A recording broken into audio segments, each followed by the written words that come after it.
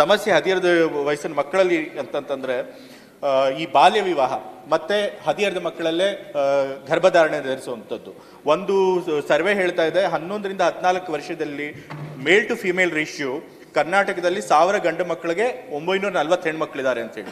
ಅದೇ 15-18 ವರ್ಷಕ್ಕೆ ಬಂದರೆ 1000 ಮಕ್ಕಳಿಗೆ ಹೆಣ್ಣು ಮಕ್ಕಳಿರೋದು ಬರೀ 904. ಅಂದರೆ 11-14ರಿಂದ ಅವ್ರು 15-18 ವಯಸ್ಸಿಗೆ ಬರೋಷ್ಟರೊಳಗೆ ಹೆಣ್ಣು ಮಕ್ಕಳ ಸಂಖ್ಯೆ ಕಮ್ಮಿ ಆಗ್ತಾ ಇದೆ ಅಂತ ಹೇಳ್ತಾ ಇದ್ದಾರೆ. ಸೊ ಇದಕ್ಕೆ ಕಾರಣ ಏನು ಅಂತ ನಾವು ಹುಡುಕ್ಬೇಕಾಗಿದೆ ಸಭಾಪತಿಗಳೇ. ಬಹುಶಃ ಹೆಣ್ಮಕ್ಳ ಮೇಲೆ ನಡೆಯುವಂಥ ದೌರ್ಜನ್ಯ, ಕ್ರೌರ್ಯ, ಮತ್ತೆ ಸಣ್ಣ ವಯಸ್ಸಿನಲ್ಲಿ ಅವರಿಗೆ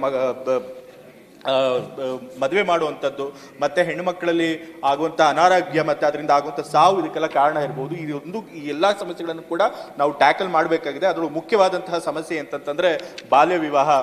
ಸಭಾಪತಿಗಳೇ, ಬಾಲ್ಯ ವಿವಾಹದಿಂದ ಪಾಪ ಹೆಣ್ಣುಮಕ್ಕಳು ಓದಿ ಅವರು ಕೂಡ ಉದ್ಯೋಗ ಪಡ್ಕೊಂಡು ದೇಶನ ಕಟ್ಟಬೇಕು, ಆರ್ಥಿಕವಾಗಿ ಸ್ವಾವಲಂಬಿಗಳಾಗಬೇಕು. ಅಂತಹ ವಯಸ್ಸಿನಲ್ಲಿ ನಾವು ಅವರಿಗೆ ಮದುವೆ ಮಾಡಿ ಮಕ್ಕಳು ಹೇರುವಂಗೆ ಮಾಡಿದ್ರೆ ಪಾಪ ಅವರು ಓದಿ ಮುಂದೆ ಬರಬೇಕಾದಂಥವ್ರು, ಜೀವನದಲ್ಲಿ ಸಾಧನೆ ಮಾಡಬೇಕಾದಂಥವ್ರು ಬರೀ ಒಂದು ಕುಟುಂಬಕ್ಕೆ ಸೀಮಿತರಾಗಿ ಹೋಗ್ತಾ ಇದ್ದಾರೆ. ಬಟ್ ಅದರಿಂದ ನಷ್ಟ ಬರೀ ಆ ಹೆಣ್ಣುಮಕ್ಳಿಗೆ ಮಾತ್ರ, ಆ ಕುಟುಂಬಕ್ಕೆ ಮಾತ್ರ ಅಲ್ಲ ಸಭಾಪತಿಗಳು, ಇಡೀ ದೇಶಕ್ಕೆ ಕೂಡ ಆಗುತ್ತೆ. ಯಾಕೆಂತಂದ್ರೆ ಯಾವುದೇ ಒಂದು ಸಮಾಜ ಮುಂದುವರೆದಿದ್ದಾರೆ ಅಂತ ಹೇಳಬೇಕು ಅಂತಂದ್ರೆ ಅದರೊಳಗೆ ಹೆಣ್ಣು ಮಕ್ಕಳು ಎಷ್ಟು ಉದ್ಯೋಗ ಕ್ಷೇತ್ರದಲ್ಲಿ ಇದ್ದಾರೆ ಅನ್ನೋದನ್ನ ನೋಡಿ ಹೇಳ್ತಾರೆ. ಹಾಗಾಗಿ ಉದ್ಯೋಗ ಕ್ಷೇತ್ರದಲ್ಲಿ ಹೆಚ್ಚು ಹೆಣ್ಣು ಮಕ್ಕಳು ಬಂದು ಕೆಲಸ ಮಾಡಿದ್ರೆ ನಮ್ಮ ದೇಶದ ಆರ್ಥಿಕತೆನೂ ಹೆಚ್ಚಾಗುತ್ತೆ, ಸಮಾಜನೂ ಕೂಡ ಅಭಿವೃದ್ಧಿ ಆಗುತ್ತೆ. ಹಾಗಾಗಿ ಬಾಲ್ಯ ವಿವಾಹ ತಡೆಯುವಂತ ಎಲ್ಲ ಕೆಲಸಗಳನ್ನ ಮಾಡಬೇಕು. ನಾವು ಒಂದು ಅಂಕಿಅಂಶದ ಪ್ರಕಾರ ನಮ್ಮ ರಾಜ್ಯದಲ್ಲಿ 18 ವರ್ಷಕ್ಕಿಂತ ಕಮ್ಮಿ ವಯಸ್ಸಿನಲ್ಲಿ ಹೆಣ್ಣು ಮಕ್ಕಳಿಗೆ ಮದುವೆ ಆಗ್ತಿರುವಂಥದ್ದು ಬಾಲ್ಯ ವಿವಾಹ 20 ಮತ್ತು 23 ವರ್ಷದ ಹೆಣ್ಣು ಮಕ್ಕಳಲ್ಲಿ ಅಂತಂದ್ರೆ 24.5% ಇದೆ ಅಂತ ಹೇಳಿದ್ದಾರೆ. ಮತ್ತು ಒಂದು ಪತ್ರಿಕೆ ಬ್ಯಾಂಗ್ಳೂರು ಮಿರರ್ ವರದಿ ಮಾಡಿದೆ, ಕಳೆದ 3 ವರ್ಷಗಳಲ್ಲಿ ಕರ್ನಾಟಕ ರಾಜ್ಯದಲ್ಲಿ 8,348 ಬಾಲ್ಯ ವಿವಾಹ ಪ್ರಕರಣಗಳು ದಾಖಲೆ ಆಗಿವೆ ಅಂತ ಹೇಳಿ. ಇದು ದೇಶದಲ್ಲೇ 2ನೇ ಸ್ಥಾನದಲ್ಲಿದೆ, ತಮಿಳುನಾಡು ಬಿಟ್ಟರೆ. ಸೊ ಹಾಗಾಗಿ ನಮ್ಮ ರಾಜ್ಯ ಆರ್ಥಿಕವಾಗಿ ಮುಂದುವರೆದಿದೆ, ನಾವು ಸಾಮಾಜಿಕವಾಗ್ಲೂ ಕೂಡ ಪ್ರೋಗ್ರೆಸ್ ಮಾಡಿದೀವಿ ಅಂತ ಹೇಳ್ತಾ ಇದ್ದೀವಿ. ಆದರೂ ಕೂಡ ದೇಶದಲ್ಲೇ ಬಾಲ್ಯ ವಿವಾಹದಲ್ಲಿ ಕರ್ನಾಟಕ ರಾಜ್ಯ 2ನೇ ಸ್ಥಾನದಲ್ಲಿದೆ. ಇದಕ್ಕೆ ನಾವು ಏನಾದರೂ ಕ್ರಮ ಖಂಡಿತ ನಾವು ಪಡ್ಕೊಳ್ಳೇಬೇಕು. ಹಾಗಾಗಿ ಇದಕ್ಕೆ ಕ್ರಮ ಸರ್ಕಾರ ವಹಿಸಬೇಕು. ಹೆಚ್ಚು ಮಕ್ಕಳಿಗೆ ಶಿಕ್ಷಣ ಕೊಡಿಸೋದಕ್ಕೆ ನಾವು ತಂದೆ ತಾಯರನ್ನ ಓಲೈಸಬೇಕು. ನಮ್ಮ ಶಕ್ತಿ ಸ್ಕೀಮ್ ಏನು ಮಾಡಿದ್ದೀವಿ ಅದು ಕೂಡ ಈ ನಿಟ್ಟಿನಲ್ಲಿ ಸ್ವಲ್ಪ ಮಟ್ಟಿಗೆ ಹೆಣ್ಣು ಮಕ್ಕಳ ಶಿಕ್ಷಣನ ಜಾಸ್ತಿ ಮಾಡುವಂಥ ಕೆಲಸ ಮಾಡ್ತಾ ಇದೆ. ಯಾಕೆಂತಂದ್ರೆ ಬಡ ಹೆಣ್ಣು ಮಕ್ಕಳಿಗೆ ಪಾಪ ತಂದೆ ತಾಯಿಯವರು ಸಂಪನ್ಮೂಲ ಕಮ್ಮಿ ಇರೋದ್ರಿಂದ ಅದನ್ನೆಲ್ಲ ಗಂಡು ಮಕ್ಕಳಿಗೆ ಕೊಟ್ಟು ಹೆಣ್ಣು ಮಕ್ಕಳು ಟ್ರಾವೆಲ್ ಮಾಡೋದು ಬೇಡ, ನಿಮಗೆ ಸ್ವಲ್ಪ ಆರ್ಥಿಕ ಹೊರೆ ಆಗುತ್ತೆ ಅಂತ ಹೇಳಿ ಅವರು ಹೆಚ್ಚಿನ ಶಿಕ್ಷಣ ಪಡೆಯೋದಕ್ಕೆ, ಉನ್ನತ ಶಿಕ್ಷಣ ಪಡೆಯೋದಕ್ಕೆ ಅಡ್ಡಿ ಆಗ್ತಾ ಇತ್ತು. ಆದರೆ ಶಕ್ತಿ ಸ್ಕೀಮ್ನಿಂದಾಗಿ ಇವತ್ತು ಎಲ್ಲರೂ ಉಚಿತವಾಗಿ ಪ್ರಯಾಣ ಮಾಡೋದಕ್ಕೆ ಸಾಧ್ಯ ಆಗಿರೋದ್ರಿಂದ ಹೆಣ್ಣು ಮಕ್ಕಳು ಕೂಡ ದೂರ ಇರೋ ಶಾಲೆಗಳಿಗೆ ಹೋಗಿ ಶಿಕ್ಷಣ ಪಡೆಯೋದಕ್ಕೆ ಸಾಧ್ಯ ಆಗ್ತಾ ಇದೆ. ಇದು ನಮ್ಮ ಹದಿಹರೆಯದ ವಯಸ್ಸಿನ ಮಕ್ಕಳಲ್ಲಿ ಆರೋಗ್ಯ ಮತ್ತು ಪೌಷ್ಟಿಕ ವಿಚಾರ ಸಭಾಪತಿಗಳೇ. ಮತ್ತೆ ಹದಿಹರೆಯದ ಮಕ್ಕಳಲ್ಲಿ ಈಗಾಗಲೇ ನಮ್ಮ ಡಾಕ್ಟರ್ ಹೇಳ್ದಂಗೆ ಬಹಳಷ್ಟು ಮಾನಸಿಕ ಸಮಸ್ಯೆಗಳು ಕಾಡುತ್ತೆ ಸಭಾಪತಿಗಳೇ. ಯಾಕೆಂತಂದ್ರೆ ಬಾಲ್ಯಾವಸ್ಥೆಯಲ್ಲಿ ಮಕ್ಕಳು ತಂದೆ ತಾಯಿಯರ ಒಂದು ರಕ್ಷಣೆಯಲ್ಲಿರ್ತಾರೆ. ಆದರೆ ಹದಿವಯಸ್ಸಿಗೆ ಬಂದ ತಕ್ಷಣ ಅವರು ನೇರವಾಗಿ ಸಮಾಜನ ಎದುರಿಸಬೇಕಾಗುತ್ತೆ, ಸ್ವತಂತ್ರವಾಗಿ ಯೋಚನೆ ಮಾಡಬೇಕಾಗತ್ತೆ, ಜವಾಬ್ದಾರಿಗಳನ್ನು ವಹಿಸ್ಕೊಳ್ಬೇಕಾಗುತ್ತೆ, ಕರ್ತವ್ಯಗಳನ್ನು ನಿರ್ವಹಿಸಬೇಕಾಗತ್ತೆ. ಎಲ್ಲ ಕಾರಣಗಳಿಂದಾಗಿ ಏನಾಗುತ್ತೆ, ಹದಿವಯಸ್ಸ ಮಕ್ಕಳಲ್ಲಿ ಸ್ವಲ್ಪ ಮಾನಸಿಕ ಸಮಸ್ಯೆಗಳು ಜಾಸ್ತಿ ಆಗುತ್ತೆ, ಮಾನಸಿಕ ತುಮುಲಗಳು ಜಾಸ್ತಿ ಆಗುತ್ತೆ.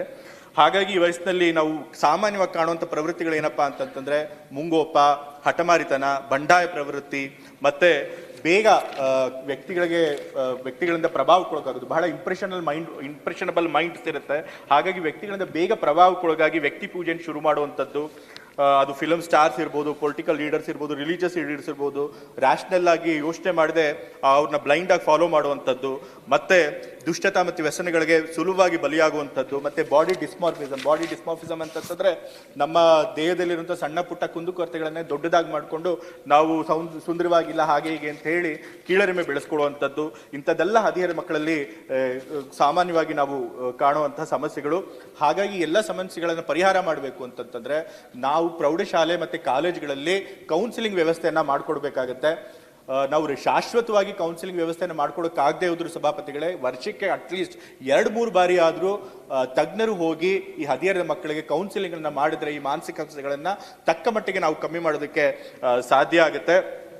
ಮತ್ತೆ ಇನ್ನೊಂದು ಅಂತಂತಂದ್ರೆ ಈಗಿನ ಕಾಲದಲ್ಲಿ ಹೆಚ್ಚಾಗ್ತಿರೋದು ಅಂತಂತಂದ್ರೆ ಡಾಕ್ಟರ್ ಅವ್ರು ಹೇಳಿದಾಗೆ ಮೊಬೈಲ್ನಲ್ಲಿ ಹದಿಹರೆಯದ ಮಕ್ಕಳು ತಮ್ಮ ಸಮಯನ ಹೆಚ್ಚಾಗಿ ಹಾಳು ಮಾಡ್ಕೊಳ್ತಾ ಇರೋದು. ಇವತ್ತು ನೀವು ನೋಡ್ಬೋದು, ಬೇಕಾದಷ್ಟು ಸೋಷಿಯಲ್ ಮೀಡಿಯಾ ಪ್ಲಾಟ್ಫಾರ್ಮ್ ಇದೆ, ಇನ್ಸ್ಟಾಗ್ರಾಮು, ಫೇಸ್ಬುಕ್ಕು, ಟ್ವಿಟರು ಅಂತ ಹೇಳಿ ಎಲ್ಲ ಪ್ಲಾಟ್ಫಾರ್ಮ್ಗಳಲ್ಲಿ ಗಂಟೆಗಟ್ಟಲೆ ರೀಲ್ಗಳನ್ನು ನೋಡ್ಕೊಳ್ಳೋದು, ಯೂಟ್ಯೂಬ್ನಲ್ಲಿ ವಿಡಿಯೋ ನೋಡ್ಕೊಂಡು ಸಮಯನ ಹಾಳು ಮಾಡ್ತಾರೆ. ಒಂದು ಇದರಿಂದ ಶಿಕ್ಷಣಕ್ಕೆ ಮಾರಕ ಆಗುತ್ತೆ. ಶಿಕ್ಷಣಕ್ಕೆ ಓದೋದಕ್ಕೆ ಕೊಡ್ಬೇಕಂತ ಸಮಯ ಕಮ್ಮಿ ಮಾಡಿ ಅವ್ರ ಶೈಕ್ಷಣಿಕ ಸಾಧನೆ ಕಮ್ಮಿ ಆಗುತ್ತೆ. ಮತ್ತೊಂದು, ಕುಟುಂಬದಲ್ಲಿರೋ ಜೊತೆ ತಂದೆ ತಾಯಿಗಳಿರ್ಬೋದು, ಸಹೋದರಿ ಇರ್ಬೋದು, ಇವ್ರ ಜೊತೆ ಹೆಚ್ಚು ಸಮಯ ಕಳೆಯಕ್ಕಾಗದೆ ಆ ಮನುಷ್ಯ ಸಂಬಂಧಗಳನ್ನು ಕೂಡ ಅವರು ಕಳ್ಕೊಳ್ಳೋಂಥ ಪರಿಸ್ಥಿತಿ ಆಗ್ತಾ ಇದೆ. ಮತ್ತೆ ಮೂರನೇದು, ಸಮಯ ಇದ್ದಾಗ ಅದನ್ನ ಪ್ರೊಡಕ್ಟಿವ್ ಆಗಿ ಉಪಯೋಗಿಸ್ಕೊಳ್ಳೋಕೆ ಒಳ್ಳೆ ಹ್ಯಾಬಿಟ್ಗಳನ್ನ, ಹವ್ಯಾಸಗಳನ್ನ ಬೆಳೆಸ್ಕೊಳ್ತಾ ಇದ್ರು ಮೊದಲು. ಆದ್ರೆ ಇವಾಗ ಹೆಚ್ಚಾಗಿ ಮೊಬೈಲು ಮತ್ತೆ ಇಂಟರ್ನೆಟ್ ನಲ್ಲಿ ಸಮಯ ಕಳಿತಿರೋದ್ರಿಂದ ಒಳ್ಳೆ ಹವ್ಯಾಸಗಳನ್ನ ಬೆಳೆಸ್ಕೊಳಕ್ ಆಗ್ತಿಲ್ಲ. ಬದಲಾಗಿ ಇವತ್ತು ಇಂಟರ್ನೆಟ್ ಎಲ್ಲರಿಗೂ ಸಿಕ್ಕಿರೋದ್ರಿಂದಾಗಿ ಅಶ್ಲೀಲ ವೆಬ್ಸೈಟ್ಗಳಿಗೆ ಹೋಗುವಂಥದ್ದು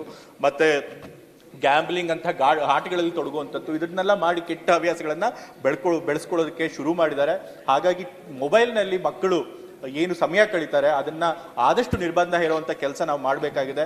ಆಸ್ಟ್ರೇಲಿಯಾದಲ್ಲಿ ಇತ್ತೀಚೆಗೆ 16 ವರ್ಷನ ಕಮ್ಮಿ ವಯಸ್ಸಿರೋ ಮಕ್ಕಳಿಗೆ ಇಂಟರ್ನೆಟ್ ಆಕ್ಸೆಸ್ನ ಲಿಮಿಟ್ ಮಾಡಬೇಕು ಅಂತ ಹೇಳಿ ಒಂದು ಲಾ ತಂದಿದ್ದಾರೆ ಅಂತ ಹೇಳಿ ಮಾಧ್ಯಮಗಳಲ್ಲಿ ವರದಿಯಾಗಿತ್ತು.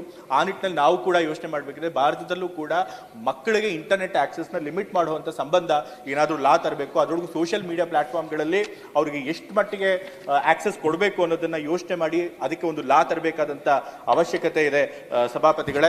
ಮತ್ತೆ ಕೊನೆಯದಾಗಿ ಅಕಾಡೆಮಿಕ್ ಪ್ರೆಷರ್ ಹದಿಹರೆಯ ವಯಸ್ಸಿನ ಮಕ್ಕಳ ಮೇಲೆ ಬಹಳ ಜಾಸ್ತಿ ಇರುತ್ತೆ. ಈಗಾಗಲೇ ಹೇಳಿದಾಗೆ ಪಾಪ ಪ್ರೌಢಶಾಲೆ ಶಿಕ್ಷಣದಿಂದ ಅವರು ವೃತ್ತಿಪರ ಕೋರ್ಸ್ಗಳಿಗೂ ಪದವಿ ಶಿಕ್ಷಣಕ್ಕೂ ಹೋಗ್ತಿರ್ತಾರೆ. ಹಾಗಾಗಿ ಎಲ್ಲ ತಂದೆ ತಾಯಿಗಳು ಅವ್ರ ಮೇಲೆ ಪ್ರೆಷರ್ ಆಗ್ತಿರ್ತಾರೆ, ಹೆಚ್ಚೆಚ್ಚು ಅಂಕಗಳನ್ನು ನೀವು ಪಡಿಲೇಬೇಕು ಅಂತೇಳಿ.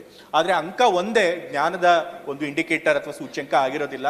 ಇವತ್ತು 98% ತಗೊಂಡಿರೋನಿಗೆ ಟಾಪ್ ರ್ಯಾಂಕ್ ಬಂದಿರಬಹುದು, ಅವ್ರಿಗಿಂತ ಬರೀ ಒಂದು 3 ಅಥವಾ 4% ಕಮ್ಮಿ ಬಂದಿರೋನಿಗೆ ಟಾಪ್ 10 ರ್ಯಾಂಕ್ ಅಲ್ಲಿ ಸ್ಥಾನನೇ ಸಿಕ್ಕಿಲ್ದಿರ್ಬೋದು. ಬರೀ 3% 4% ಕಮ್ಮಿ ತೆಗೆದುಕೊಂಡು ಮಾತ್ರಕ್ಕೆ ಆತ ಟಾಪ್ ರ್ಯಾಂಕ್ನವ್ರಿಗಿಂತ ಹೆಚ್ಚು ಕಮ್ಮಿ ಬುದ್ಧಿವಂತ ಅಂತ ಹೇಳೋದಕ್ಕೆ ಬರೋದಿಲ್ಲ. ಹಾಗಾಗಿ ಅಂಕಗಳಿಗೆ ನಾವು ಹೆಚ್ಚು ಮೌಲ್ಯನ ಕೊಡೋದು ಬಿಟ್ಟು ಅವ್ರಿಗೆ ಕೌನ್ಸಿಲಿಂಗ್ ಮಾಡಬೇಕು. ಜೀವನದಲ್ಲಿ ಶಿಕ್ಷಣ ಮುಖ್ಯ, ಆದರೆ ಶಿಕ್ಷಣ ಒಂದೇ ಅಲ್ಲ, ಜೀವನದಲ್ಲಿ ಬೇರೆ ಸಾಧನೆ ಮಾಡೋಕ್ಕೆ ಹಲವಾರು ದಾರಿಗಳಿವೆ ಅಂತ ಹೇಳಿ ಅವರಲ್ಲಿರುವಂತಹ ಉದುಗಿರುವಂತಹ ಪ್ರತಿಭೆ ಅಥವಾ ಕೌಶಲ್ಯನ ಅವ್ರು ಎಕ್ಸ್ಪ್ಲೋರ್ ಮಾಡಿ ಅದನ್ನ ಅವರು ವೃತ್ತಿಯಾಗಿ ತೆಗೆದುಕೊಳ್ಳೋದಕ್ಕೆ ಅಥವಾ ಅದ್ರ ಮೂಲಕ ಜೀವನೋಪಾಯ ಕಟ್ಕೊಳ್ಳೋದಕ್ಕೆ ನಾವು ಅವರಿಗೆ ಎಂಕರೇಜ್ ಮಾಡಬೇಕು. ಹಾಗಾಗಿ ಅಕಾಡೆಮಿಕ್ ಪ್ರೆಷರ್ನ ಕಮ್ಮಿ ಮಾಡೋದಕ್ಕೋಸ್ಕರ ಅದಕ್ಕೂ ಕೂಡ ವೃತ್ತಿಪರ ಕೌನ್ಸಿಲಿಂಗ್ ಅನ್ನ ನಾವು ಶಾಲೆಗಳಲ್ಲಿ ಕಾಲೇಜಲ್ಲಿ ಕೊಡುವಂತ ಕೆಲಸ ಮಾಡಬೇಕು. ಹಾಗಾಗಿ ಇಷ್ಟೆಲ್ಲ ಮಾಡಿದ್ರೆ ಹದಿಹರೆಯದ ವಯಸ್ಸಿನ ಮಕ್ಕಳಲ್ಲಿ ಕಾಣಿಸುವಂತ ಬಹಳಷ್ಟು ಸಮಸ್ಯೆಗಳನ್ನ ನಾವು ಕಮ್ಮಿ ಮಾಡೋದಕ್ಕೆ ಸಾಧ್ಯ ಆಗುತ್ತೆ ಅಂತ ಸಭಾಪತಿಗಳು ಈ ಸಂದರ್ಭದಲ್ಲಿ ಹೇಳಕ್ಕೆ ಇಷ್ಟಪಡ್ತಾ ಇದ್ದೀನಿ.